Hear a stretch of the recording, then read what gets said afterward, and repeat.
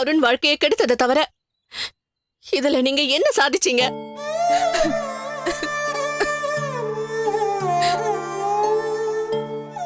கொஞ்ச நாள் கழிச்சு நீங்க அருணுக்கு இன்னொரு பொண்ணை பார்த்து கட்டி வைக்கலாம். ஆனா இந்த குடும்பத்துக்காக வாழ்ந்த ரஞ்சிதா மாதிரி ஒருத்திய உங்களால கொண்டு வர முடியுமா?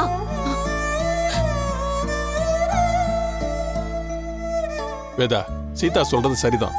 ரஞ்சிதா ஒரு சின்ன சுயநலம் கூட இல்லாதவ. எப்பவும் மத்தவங்கள பத்தியே யோசிக்கிற மனசு வேற யாருக்கு வரும்? நம்மளை தேடி வந்த வைரத்தோட மதிப்பு புரியாம இப்படி தொலைச்சிட்டு நிக்கிறீங்களாம்மா? எனக்கு கொடுக்க வேண்டிய மருந்துல ஏதோ தப்பு இருக்குன்னு புரிஞ்சுக்கிட்டு அவ மட்டும் சரியான மருந்தை மாத்தலைன்னா இந்நேரம் நான் உயிரோட இருந்திருக்க மாட்டேமா. என் உயிரை காப்பாத்தின சாமி தான் அவ.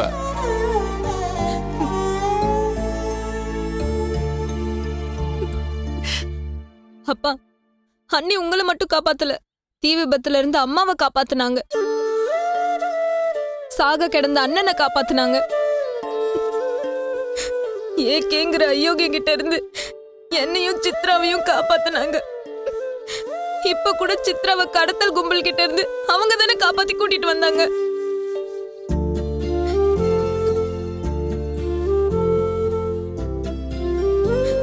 நேரம் காலெல்லாம் பார்க்காம அலைஞ்சு திரிஞ்சு ஆதாரத்தெல்லாம் சேகரிச்சு அண்ணன் கல்பனாவோட அம்மாவை கொல்லலன்னு நிரூபிச்சாங்க. அண்ணி இந்த குடும்பத்துக்காக என்னப்பா செய்யல? அப்பா, உங்க யாருக்குமே தெரியாத இன்னொரு விஷயம் சொல்லட்டுமா? என் கடையை திறக்க விடாம பெரிய கலாட்டா நடந்துச்சுல்ல, அதுக்கு காரணம் யாருன்னு தெரியுமா?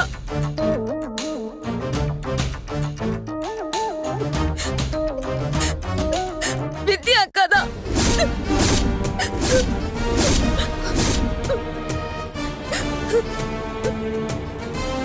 ஆமாமா, என்னடி, நாங்க கடை வச்ச இடத்துலதான் அக்கா தீனனோட இருக்கிறதுக்காக தான் ஒரு வீடை வாடகைக்கு பிடிச்சிருந்தாங்க.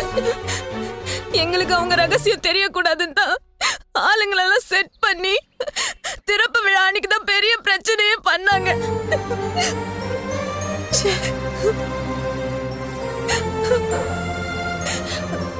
இந்த விஷயம் அன்னைக்கு மட்டும்தான் தெரியும்பா. உண்மையை சொன்னா நீங்க வித்யா அக்காவை வீட்டை விட்டு துரத்திடுவீங்க. குடும்பத்துல பெரிய பிரச்சனை வெடிக்கும்னு தான் அண்ணி அதை பத்தி வாயே திறக்கல. என்னையும் சொல்லக்கூடாதுன்னு தடுத்துட்டாங்க.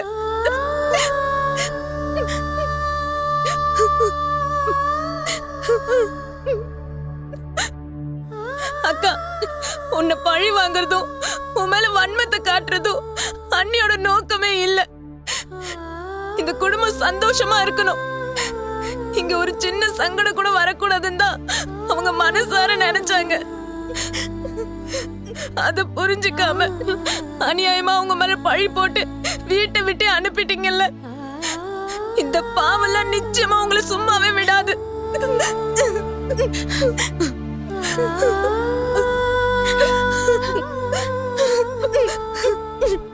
போதும் சுதா.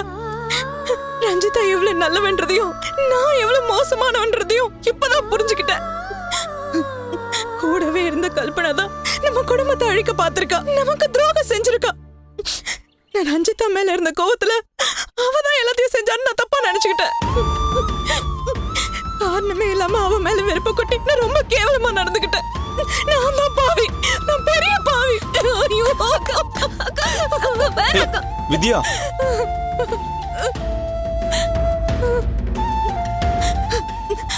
சுதா, நான் செஞ்ச தப்புக்களை பிராயச்சித்தமா ரஞ்சிதா கால்ல விழுந்து மன்னிப்பு கேக்குறேன். அவன் எங்க இருக்கான்னு சொல்லு சுதா, ப்ளீஸ். அக்கா, எனக்கே தெரியலக்கா. நேத்து வீட்டை விட்டு போனதுல இருந்து ரஞ்சிதா போன் ஸ்விட்ச் ஆஃப்னே வருது.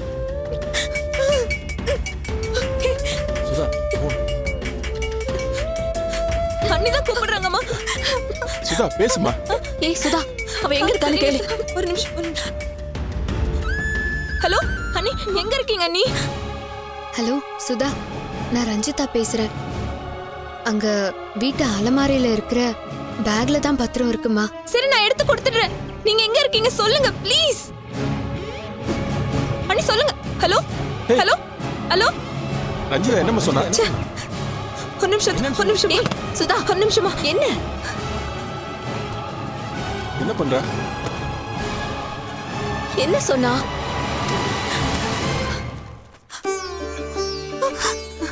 நம்ம வீட்டு பத்திரம். அம்மா, நம்ம வீட்டு பத்திரம் தாம்மா. அப்பா, இங்க பாருங்க. ஆமாடா. ஏய், நம்ம வீட்டு பத்திரம் தான்டா. அம்மா, அண்ணி கல்பனா கிட்ட இருந்து வீட்டு பத்திரத்தை மீட்டுட்டாங்கம்மா. அது அவங்க கொடுக்க வந்தப்போதான் நீங்க கல்பனா பேச்ச கேட்டுக்கிட்டு அவங்கள வீட்டை விட்டு அனுப்பிட்டீங்க. ஐயோ,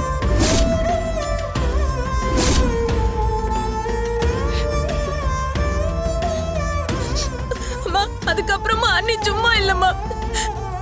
இதுக்கப்புறமும் கல்பனாவால நமக்கு எந்த பிரச்சனையும் வரக்கூடாதுன்னு அண்ணி அவளை போலீஸ்ல புடிச்சு கொடுத்திருக்காங்க.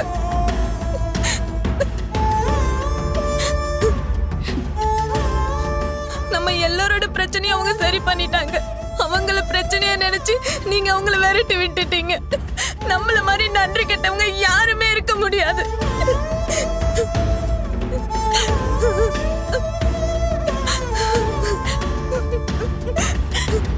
ஐயோ, என் மருமகளோட நல்ல மனசை புரிஞ்சுக்காம நான் குடும்பக்காரியா நடந்துகிட்டேனே. என் வரட்டு பிடிவாதமே என் குடும்பத்துக்கு வினையா முடிஞ்சிருச்சு. அக்கா, இப்பொழுது என்ன பிரயோஜனம்? அழாத. இல்லடா, நீ அன்னைக்கே சொன்ன உன் பிடிவாதத்தை விட்டுருக்கா, இந்த குடும்பம் நிம்மதியா சந்தோஷமா இருக்கும்னு சொன்ன. அப்பவே என் புத்தி தெளிஞ்சிருந்தா இந்த மாதிரி எல்லாம் எதுவுமே நடந்திருக்காதுடா. வயசுல பெரியவளா இருந்தோம் நான் பக்கவும் இல்லாம முட்டாள்தனமா நடந்திருக்கேன். என் குடும்பத்துக்கு நானே பெரிய கெடுதல் பண்ணிட்டேன் சொந்தர். அண்ணி அழாதீங்க அண்ணி. இப்பவும் ஒண்ணு கேட்டு போகல. ரஞ்சிதா எங்க இருக்கான்னு தேடி கண்டுபிடிச்சு கூட்டிட்டு வரலாம். நடந்த தப்புக்கெல்லாம் மன்னிப்பும் கேட்கலாம். ஆமா, நீ சொல்றது சரிதான். அருண், நீ இப்பவே போடா. நீ போய் ரஞ்சிதா எங்க இருக்கான்னு தேடி கண்டுபிடிச்சு கூட்டிட்டு வாடா. போடா. நான் கூப்பிட்டு அவ இப்ப எப்படி வருவா?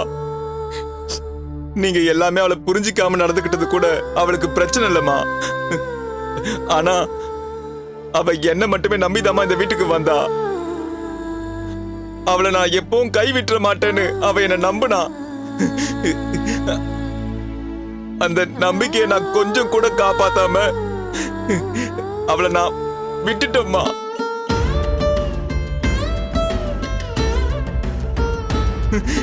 என் இயலாமையை ஏத்துக்க முடியாம எல்லாமே அவளால தான் நடந்துச்சுன்னு சொல்லிட்டு அவளை நான் தப்பா புரிஞ்சுக்கிட்டேன். கொஞ்சம் கூட மனுஷ தன்மையே இல்லாம நான் அவகிட்ட நடந்துக்கிட்டேன். என் பொண்டாட்டியே இல்லைன்னு நானே வார்த்தையை கொட்டி நானே இந்த கையால அவளை இந்த வீட்டை விட்டு அனுப்பிட்டேன். ஐயோ, அவ என்ன மன்னிக்கவே மாட்டாமா. ரஞ்சிதா வந்துருவாடா, அழாதடா. நான் எவ்வளவு பெரிய பாவம் செஞ்சிருக்கேன் தெரியுமா? எந்த முகத்தை வச்சுமா நான் போய் ரஞ்சிதாவை கூப்பிடுவேன்? ஐயோ, நான் ஒரு பாவி.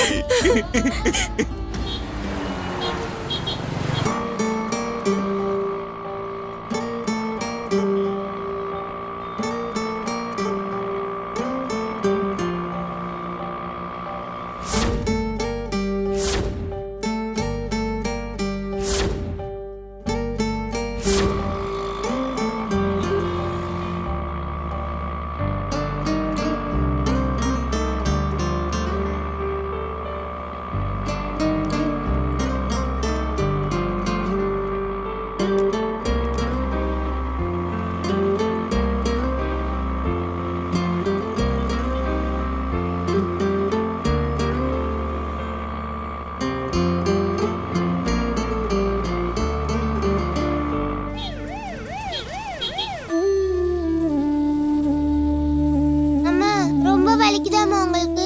இல்லடா செல்லம், இன்னும் எத்தனை நாளைக்கு இந்த கட்டு இருக்கும்?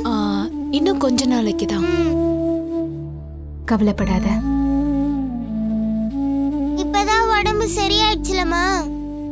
அப்ப நம்ம வீட்டுக்கு போலாமாமா? சீக்கிரமா போயிடலாம்.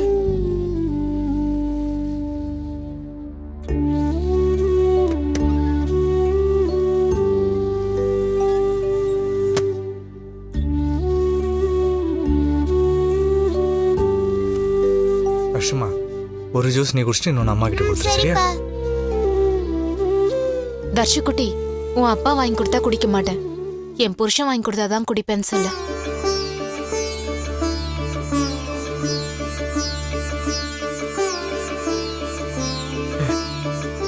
நீ என்ன மன்னிச்சிட்டியா கோமதி?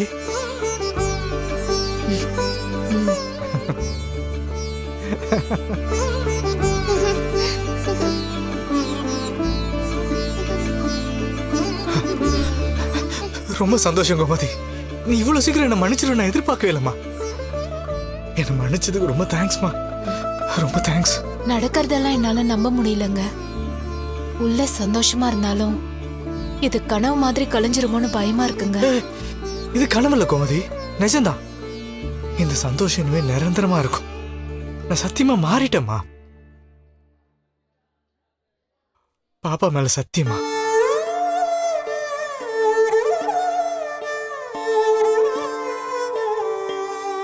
ரொம்ப சந்தோஷங்க.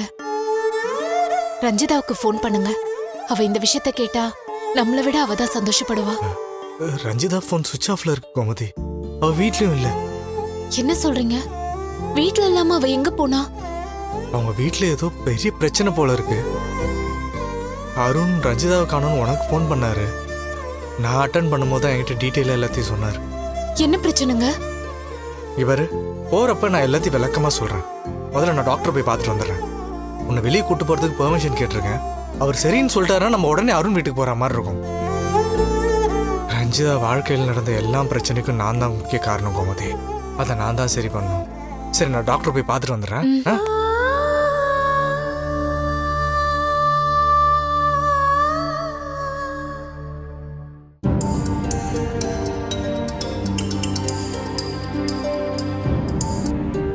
ஹலோ, ஹலோ, சொல்லுங்க. அருண் தானே பேசுறது? ஆமா சார், நான் அருண் தான் பேசுறேன். நான் B1 ஸ்டேஷன்ல இருந்து இன்ஸ்பெக்டர் சுந்தரராஜன் பேசுறேன். சொல்லுங்க சார். உங்க ஒய்ஃப் ரஞ்சிதா கல்பனாங்கிற பொண்ணு மேல கம்ப்ளைண்ட் கொடுத்துருக்காங்க. அதை பத்தி உங்க எல்லார்கிட்டையும் பேசணும். நீங்க, உங்க அம்மா, அக்கா, உங்க அப்பா 3 பேரையும் கூட்டிட்டு உடனே ஸ்டேஷனுக்கு வாங்க. ஓகே சார், நான் வந்து வாங்க. சுதா, என் பர்ஸ் மட்டும் எடுத்துட்டு வாயேன். சரிண்ணா. அருண், யாரா போன்ல? இல்லப்பா, B1 போலீஸ் ஸ்டேஷன்ல இருந்து இன்ஸ்பெக்டர் கால் பண்ணாரு. என்னவாப்பா, ரஞ்சிதா பத்தி ஏதாவது தகவல் தெரிஞ்சுதா? இல்லம்மா, ரஞ்சிதா கல்பனா மேல ஏதோ கம்ப்ளைண்ட் கொடுத்திருந்தாலாம். அதை பத்தி விசாரிக்கிறதுக்காக தான் நம்ம எல்லாரையும் ஸ்டேஷனுக்கு வர சொல்றாங்க. ஒருவேளை ரஞ்சிதா பத்தி உங்களுக்கு ஏதாவது தகவல் தெரிஞ்சிருக்கலாம். வாங்கம்மா, நம்ம எல்லாரும் ஸ்டேஷன் போயிட்டு வந்துடலாம். இந்த பாரா, நம்ம 2 பேரும் போயிட்டு வந்துடலாம். அம்மா எதுக்கு? இல்லப்பா, அந்த இன்ஸ்பெக்டர் உங்களை, அம்மாவை, வித்யாவை நம்ம எல்லாரையும் வர சொல்லிருக்காருப்பா. சரிப்பா, அப்படின்னா போயிட்டு வந்துடலாம். ஆ. வித்யா, வித்யா, அம்மா. இங்க வாமா. ஆமா. இன்ஸ்பெக்டர் நம்மள கிளம்பி ஸ்டேஷன் வர சொன்னாங்களாம். நம்ம போயிட்டு வந்துடலாம், சரியா? சரிம்மா. அருண், நீ வண்டிக்கு சொல்லிடுப்பா. சரிம்மா, நான் போய் கூட்டு வந்துடுறேன். ஏங்க, நம்ம சுந்தர்கிட்டயும் சொல்லி கூட்டிட்டு போலாமா? சரிம்மா, நான் போய் கூட்டு சரி, அவனை வந்துடுறேன். கூப்பிடுங்க. சுந்தர், சுதா, அம்மா. நானு, அப்பா, அண்ணன் எல்லாருமே கொஞ்சம் ஸ்டேஷன் வரைக்கும் போயிட்டு வந்துடுறோம். நீ கொஞ்சம் வீட்டை பாத்துக்கோ. ரஞ்சிதாவை பத்தி ஏதாவது தகவல் தெரிஞ்சதுன்னா உடனே எங்களுக்கு ஃபோன் பண்ணிடுங்க. பண்றேன். அம்மா, வண்டி சொல்லிட்டேன், வந்துகிட்டு இருக்கு. அண்ணா, இந்த பர்ஸ். குடு சுதா. சரி. வித்யா, நம்ம போலாமா? போலாமா? என்னங்க என்ன வேதா? சுந்தர், அக்கா, சீக்கிரம் வாங்க, கார் வந்துருச்சு. அத வந்துட்டேம்மா. வா, வாடா. வாங்கம்மா. என்னன்னு தெரியலடா, இன்ஸ்பெக்டர் வர சொல்லியிருக்காரா? பார்க்கலாமாமா? சுதா, நாங்க போயிட்டு வந்துடுறோமா? போயிட்டு வந்துடுறோம்.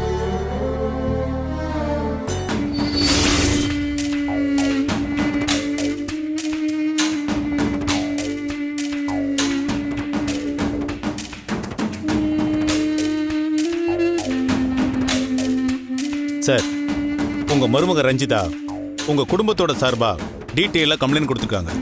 இந்த கல்பனா தான் உங்களை மாடியில இருந்து தள்ளி விட்டு கொல்ல பார்த்திருக்கா. அதுக்கப்புறம் நீங்க வீட்டில் இருந்தப்பவும் கொலை பண்றதுக்கு முயற்சி பண்ணியிருக்கா. உண்மைதானே சார்? உண்மைதான் சார். உங்க பொண்ணு வித்யாவை பிசினஸ் பண்ணுங்கன்னு பிரெயின் வாஷ் பண்ணி வீட்டு பத்திரத்தை வச்சு கடன் வாங்க வச்சிருக்கா. கடனை திரும்ப கொடுக்கலன்னு சொல்லி வீட்டை ஜப்திக்கு கொண்டு வரவும் திட்டம் போட்டிருக்கா இல்லையா?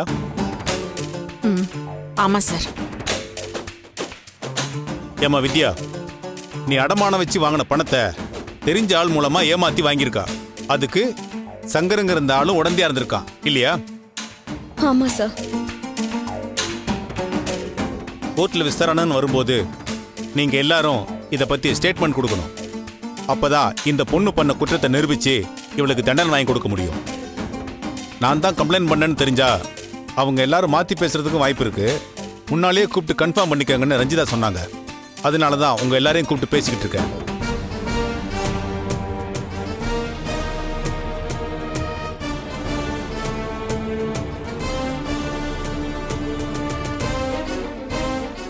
சார், ரஞ்சிதாவை எல்லாரும் தப்பா புரிஞ்சுக்கிட்டு அவளை ரொம்ப நோகடிச்சிட்டாங்க சார். அந்த வேதனையில தான் அவ இப்படி சொல்லிட்டு போயிருக்கா. அவ எங்க குடும்பத்துக்கு எவ்வளவு நல்லது செஞ்சிருக்கான்னு இப்பதான் எல்லாருமே புரிஞ்சுக்கிட்டாங்க. அவ கம்ப்ளைண்ட்ல சொன்னது எல்லாமே உண்மைதான் சார். நீங்க கேஸை ப்ரொசீட் பண்ணுங்க சார். ஓகே. நீங்க எத்தனை தடவை கோர்ட்டு கூப்பிட்டாலும் நாங்க வரோம் சார். எங்க குடும்பத்துக்கு இவ பெரிய நம்பிக்கை துரோகம் செஞ்சிருக்கா. எங்களை குடும்பத்தோட எல்லாரையும் அழிக்கணும்னு பாத்திருக்கா. இந்த படுபாவிய தூக்குல போட்டாலும் தப்பில்ல சார். ஏய், எங்க அம்மாவை கொண்டு உங்களை தாண்டி தூக்குல போடணும்.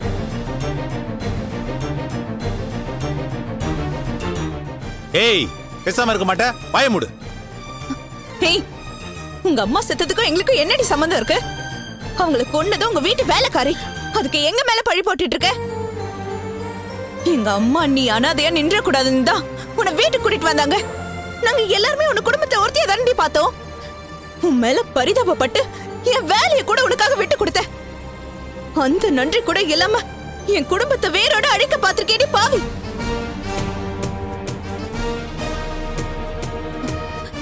உன் பேச்ச முட்டாள்தனமா நம்பி நான் நிறைய தப்பு பண்ணிட்டேன். எங்க அப்பாவை கொல்றதுக்கு என் கையாலே மாத்திரை கொடுக்க வச்சிட்டேல நீ. அந்த பாவத்துக்கெல்லாம் பரிகாரமா நானே உன்னை கழுத்தை நடிச்சு கொல்றேன்டி. சாவடி. உயிரோடவே இருக்க கூடாது.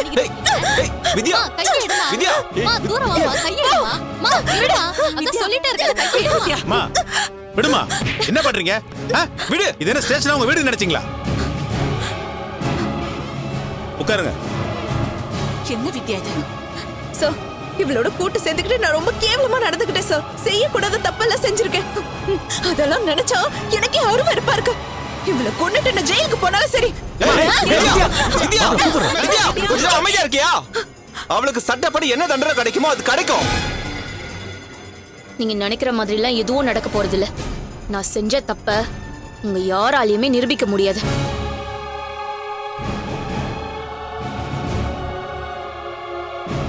நான் கொஞ்ச நாள்ல வெளில வந்துருவேன். உங்க எல்லாரையும் அழிப்பேன்.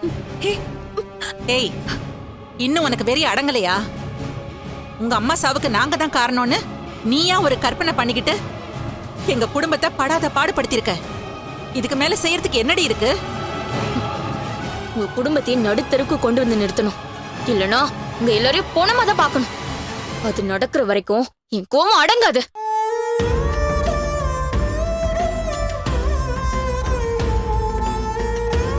உன் கோவத்துல அர்த்தமே இல்லைன்னு உனக்கு புரியலையா? எங்களை கொல்ற நோக்கத்தோட நீ எங்க வீட்டுக்கு வந்த. ஆனா எங்களோட அன்பை பார்த்தாவது நீ மனசு மாறி இருக்க வேண்டாமா? மத்தவங்களெல்லாம் விடு. நானும் வித்யாவும் உன்னை எப்படியெல்லாம் பார்த்துக்கிட்டோம். ஒரு இடத்துலயாவது உன்னை விட்டு கொடுத்துருப்போமா? உன் மனசை நோகடிக்கிற மாதிரி நான் ஒரு வார்த்தை பேசிருப்பேனா? உன்னை என் பையனுக்கு கல்யாணம் பண்ணி வைக்கிறது வீட்டுல இருக்கிறவங்க யாருக்கும் பிடிக்கல. அந்த முடிவு தப்புன்னு எல்லாரும் சொல்லிட்டு தான் இருந்தாங்க. ஆனா நானும் வித்யாவும் உன்னை மருமகளா கொண்டு வரணும்னு அவ்வளவு உறுதியா இருந்தோம். ஒவ்வொரு தடவையும் உன் கல்யாணத்தை நடத்தணும்னு ஏற்பாடு செஞ்சோம். ஏய், சும்மா என் மேல அக்கறை இருக்கிறதா இதெல்லாம் செஞ்ச மாதிரி நடிக்காத. உனக்கும் உன் பொண்ணுக்கும் ரஞ்சிதாவை பிடிக்காது. அவள பழி வாங்கணும். அவ முகத்துல கரிய பூசறதுக்கு தான் என்ன உன் பையனுக்கு கல்யாணம் பண்ணி வைக்கிறதுக்கு திட்டம் போட்ட?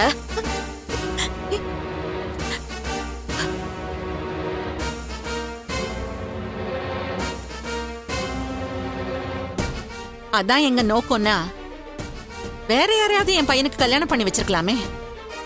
உன்னை மருமகளா கூட்டிட்டு வரணும்னு நான் ஏமா துடிக்கணும்? அம்மா இல்லாத உனக்கு ஒரு நல்ல வாழ்க்கை அமைச்சு கொடுக்கணும்னு நான் மனசார ஆசைப்பட்டேன். எங்க குடும்பத்துக்கு மருமகளா கொண்டு வந்து உன்னை நல்லா தாங்கணும்னு நான் ஆசைப்பட்டேன். அதுக்காக தான் நான் கடைசி வரைக்கும் போராடினேன். அதெல்லாம் பார்த்து கூட நீ திருந்தல. உங்க அம்மா சாவுக்கு நாங்க எந்த விதத்திலயுமே காரணம் இல்லை. ஆனா எனக்குள்ள ஏதோ ஒரு உறுத்தல் இருந்துகிட்டே இருந்துச்சு. உன்னை அப்படியே விட்டுறக்கூடாதுன்னு எனக்கு தோணுச்சு. அதனாலதான் அன்னைக்கு என் குடும்பத்தோட உன்னை வச்சுக்கணும்னு நான் அவ்வளவு தூரம் ஆசைப்பட்டேன்.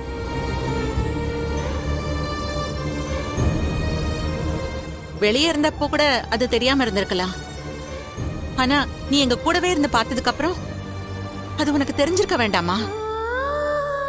உண்மையான அன்போடையும் அக்கறையோடையும் நாங்க உன்னை பாத்துக்கிறோன்னு அதை புரிஞ்சுக்கிட்டாவது உன் மனசு மாறி இருக்க வேண்டாமா? உன் பழி வாங்குற வெறியால எல்லாத்தையுமே தப்பா புரிஞ்சுக்கிட்டு இவ்ளோ தூரத்துக்கு கொண்டு வந்துட்டியேடி. ஏய், நீ இன்னுமா ரொம்ப யோகிய மாதிரி பேசுற?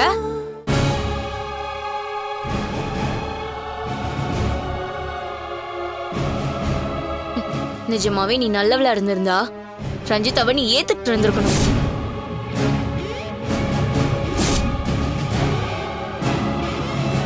நான் உங்க யாரையும் புரிஞ்சுக்கலன்னு வாய்க்கிழே பேசுறல. நீ ரஞ்சிதாவை கரெக்டா புரிஞ்சுக்கிட்டியா?